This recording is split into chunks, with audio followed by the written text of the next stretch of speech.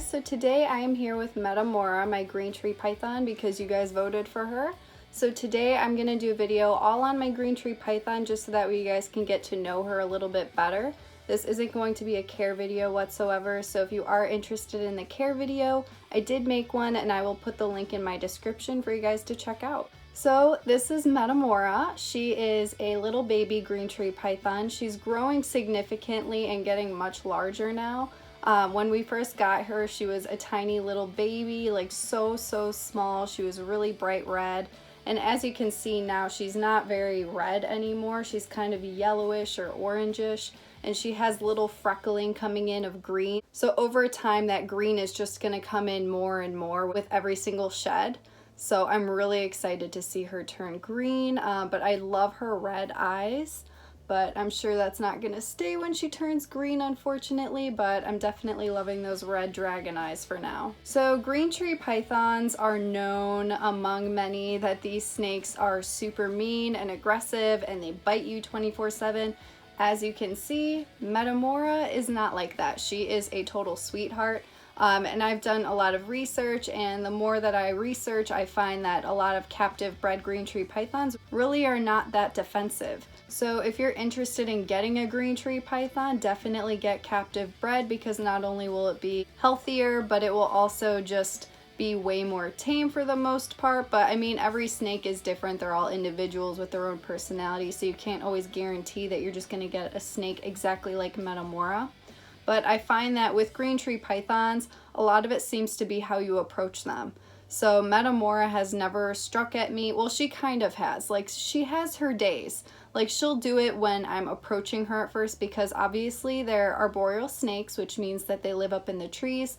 So what they do is they curl up on a branch and they are locked and loaded and ready to shoot out to any predator or to hunt their food. So being ready to bite is just all in their demeanor. It's just how they are. It's instinctually how these snakes are in the wild. So that's exactly how they are in captivity as well. So when I have to approach Metamora, I use a snake hook and I kind of tickle her around and let her know I'm there.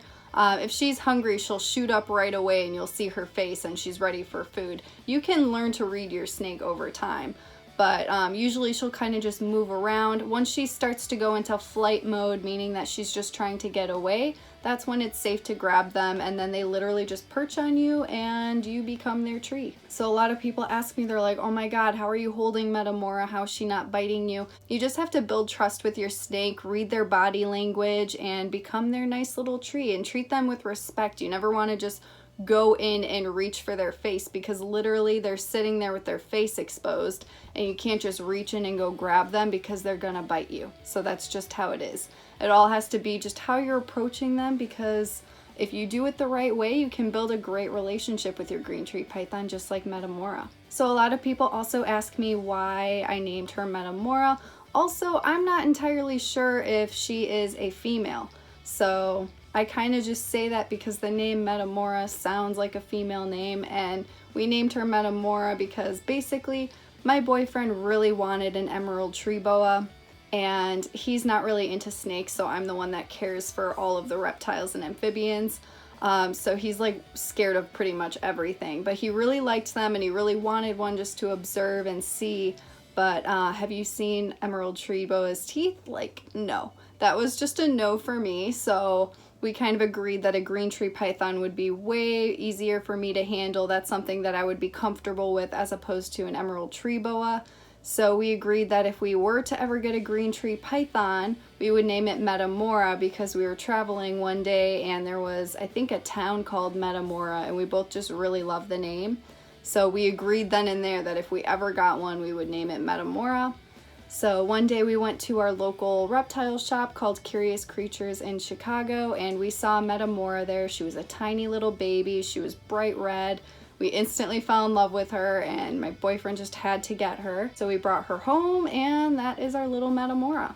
She is extremely beautiful. She doesn't move around too much. She really likes my warmth, and I'm just her warm little treat. She is a great eater. She never refuses a meal. She's growing very quickly. She's getting more and more green in her, and I'm so excited to see her full grown. She's actually going to be getting the next upgrade. I'm hoping that I'm going to get everything within the next week so I can start building it, because I'm planning for it to be the most extravagant thing that I've ever built in my life. I'm like really excited. I'm going to go all out for Metamora. But yeah, I've been keeping her in a plastic container for now because it really keeps up that humidity level, and she was tiny, so she didn't really need that much space. So it's suited her very well, but as you can see, like, she's definitely getting pretty thick. She's growing. So because of that, I just want to get her in a larger enclosure. Also, I always forget to mention, and everyone always asks, she is a Byac green tree python. So for those of you that are curious which locale she is a Byac.